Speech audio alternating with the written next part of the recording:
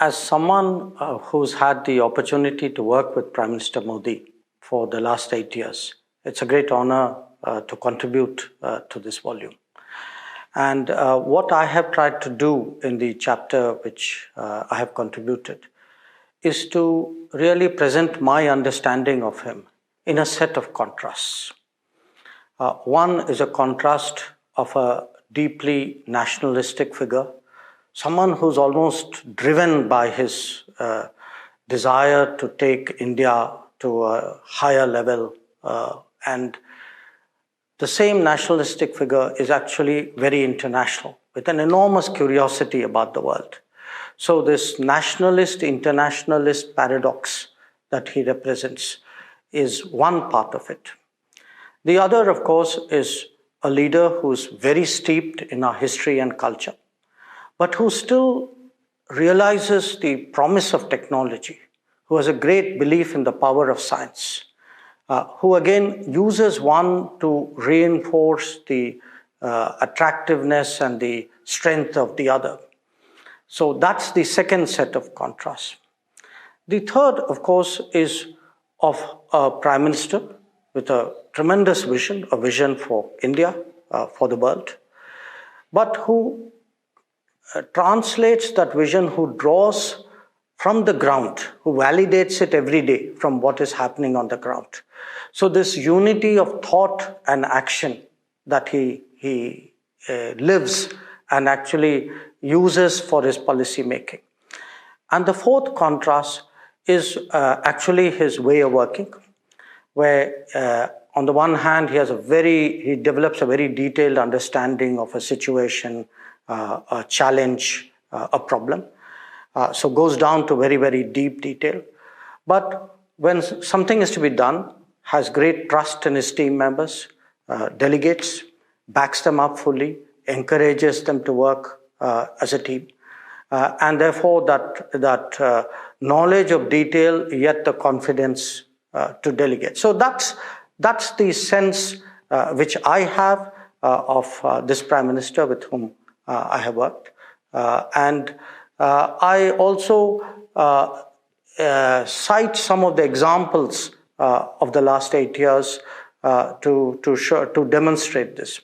One of them is what happens when we go abroad, that everything he does, what he sees, what he assimilates, what he understands, all the time his mind is working on how do I take this and use it for the betterment of India. So you could say, our foreign visits in a way are continuous exercises in assessing, identifying, assessing, absorbing best practices and deploying it in India. The other part of it, of which also in a way I'm involved in implementing, is how do you develop capacities at home, new capabilities?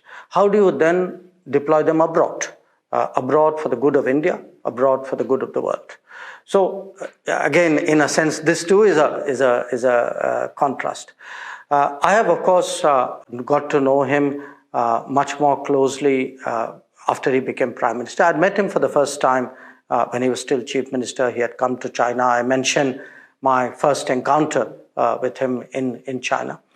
But I've heard so much about his Gujarat days from him. And I see that having an influence on his thinking. Certainly, there are two very obvious examples. He was a very enthusiastic propagator of solar energy in Gujarat. Today, we see that reflected in the International Solar Alliance initiative. He led the earthquake reconstruction, their efforts there. And that we see today in the proposal for the Coalition for Disaster Resilient Infrastructure. So I can, you can actually see how the CM has shaped the PM that we have. But in all of this, I would say I'm very conscious as someone who's spent most of my life in foreign policy domain, that it is a domain where beliefs, ideas, concepts are very deeply entrenched. There's a very strong orthodoxy about foreign policy. And I find it very fascinating about Prime Minister Modi that he had both the ability, the determination, and in some ways the vision to challenge that orthodoxy. I mean, I begin with how he actually, at the first swearing in, the idea of getting all our neighboring leaders to India was itself was a departure from traditional diplomacy as we know it. So in that sense, in the domain of foreign policy, it certainly was a breath of fresh air. And I think those who would go through the book would find different aspects of his ideas, his personality, his working style.